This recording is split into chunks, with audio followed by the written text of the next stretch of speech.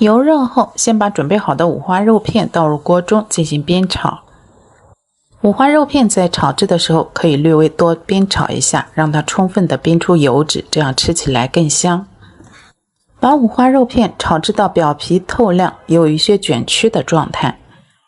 这时候在里面加入少许的老抽，略微上色，入适量的料酒去腥，再把准备好的蒜末、生姜和葱段添加到里面。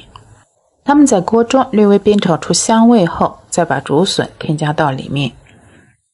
把竹笋在锅中略微多煸炒一下，让它充分的入味。把它们在锅中炒至大约半分钟，然后加入适量的盐调味，加入适量的鸡精和少许的蚝油提鲜。调味后，再次把它们充分的炒匀，炒至到入味的状态。